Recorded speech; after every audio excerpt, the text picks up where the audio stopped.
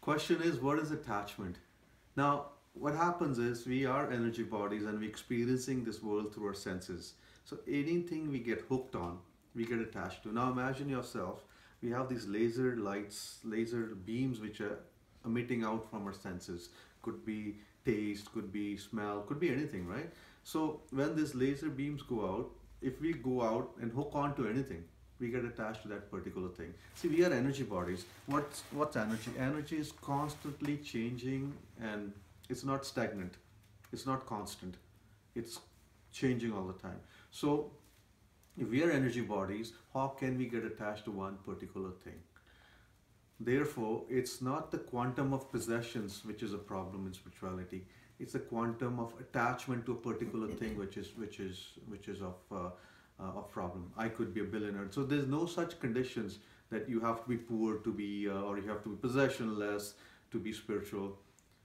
You could be a billionaire, or you could be a poor with one little bicycle. If you get attached to your bicycle, your life and death is dependent on that bicycle. That is as bad as being attached to 100 things.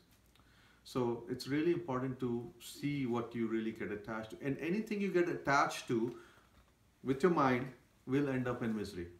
Because nothing is constant, that thing will change. May that be a relationship, may that be a car, may that be money, anything, you know. So really important thing to examine here is when we say happiness, when we say love, where is that happiness, that love being experienced? That happiness, love is being experienced within us.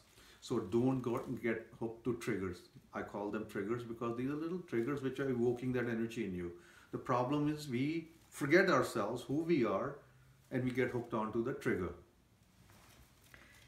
If there is, imagine with me, if there is a fish tank and there's 9 fish swimming in that, and you seem to get attracted to one fish, maybe pink and blue because you like pink and blue. So all of a sudden you've become attached to that. So your focus is basically on the pink and blue fish. Now, all the other 8 fishes there, you'll start to actually almost create some distinction that this is thinner than the pink and blue, this is bigger than the pink and blue. Your focus is on one place and everything else is in relationship to that one thing. So you, rather than seeing the entire fish, the water, the plants in it, the tank, your focus has reduced to one fish and all other things are in relationship to that one thing. So you have reduced your world to that one thing. So that's where you would say comparison comes? Yeah, comparison. Yeah, competition. You compare. Yeah. And you, by isolation, exclusion, you live out, you exclude things. Exclude everything else. Yeah. Automatically you will. Yeah. So if you like that one look, that one person, then you will start to compare everything to that. It's like, let's say somebody gets hooked on to, I like Volkswagen Beetle, I really love this car, and somebody comes and offers you a Mercedes or Ferrari. So no, I just want Volkswagen Beetle because you're excluding everything else. So your attachment has isolated you. Yeah. And anytime you're isolated, you've caged yourself. Yes. Because you're not seeing the big picture. And you're only seeing one. And you know, even it reminds me of dentists who have so many suicides because they say that they work with the smallest part of the body. They work with the mouth.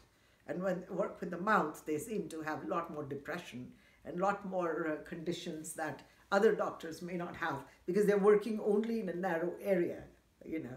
So it's anybody who's then focused on one thing and limited to that, it is misery. So we could also call it tunnel vision. Yeah. You know, we get so tunnel vision on one particular thing, we don't even know what's coming on the side. And people actually get railroaded in certain situations because they're not even seeing what's happening on the side. And this is done very unconsciously. We don't select pink and blue consciously. We're not. This is unconscious living. And then unconscious pain that we are creating. Yeah.